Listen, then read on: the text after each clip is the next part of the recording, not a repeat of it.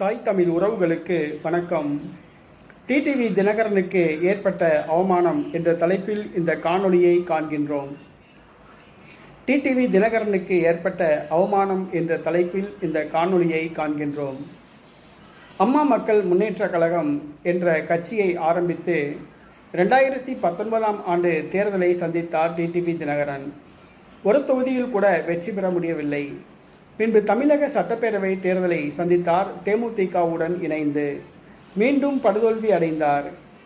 இப்பொழுது நடைபெற்ற 2024ஆம் ஆண்டு நடைபெற்ற பாராளுமன்ற தேர்தலில் பாரதிய ஜனதா கட்சியுடன் கூட்டணி அமைத்து 2 தொகுதிகளை பெற்றார். திருச்சி மற்றும் தேனி தொகுதி அம்மா மக்கள் முன்னேற்ற கழகத்துக்கு ஒதுக்கப்பட்டது. தேனி தொகுதியில் டிடிவி தினகரன் களமிறங்கியுள்ளார். அவர் வெற்றி பெறுவார் என்று எதிர்பார்க்கப்படுகிறது. இந்த சூழ்நிலையில் பாரதிய ஜனதா கட்சி டிடிவி தினகரனை அவமானப்படுத்தியதாக கருதப்படுகிறது. என்னவென்று சொன்னால், வாரணாசியில் பிரதமர் நரேந்திர மோடி வேட்புமனு தாக்கல் செய்தார்.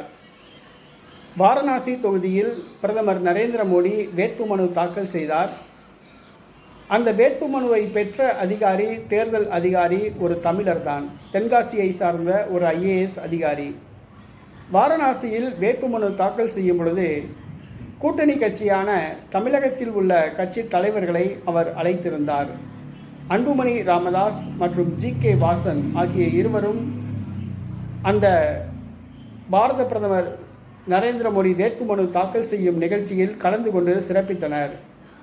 ஆனால் மற்றொரு கூட்டணி கட்சிகளான அம்மா மக்கள் முன்னேற்ற கழகத்தின் தலைவர் டிடிவி தினகரன் அவர்களையும் OPS அவர்களையும் பாரதிய ஜனதா கட்சி புறக்கணித்து விட்டது.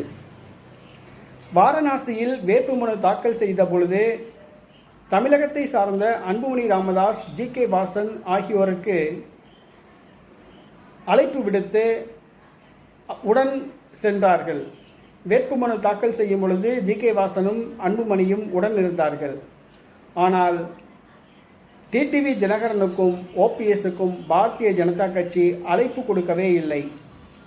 அதுவும் தேர்தல் முடிந்த பின்பாக டிடிவி தினகரனையும் OPSையும் பாரதிய ஜனதா கட்சி ஒரு பொருட்டாகவே கருதவில்லை என்று கூறப்படுகிறது.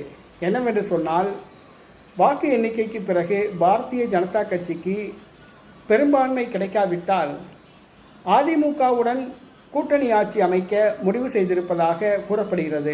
அப்பொழுது எடப்பாடி பழனிசாமி அவர்களின் தயவு தேவை. ஆகையால் இப்பொழுதே OPSையும் டிடிவி தினகரனையும் கலற்றிவிட பாரதிய ஜனதா கட்சி முடிவு செய்துள்ளதாக கூறப்படுகிறது.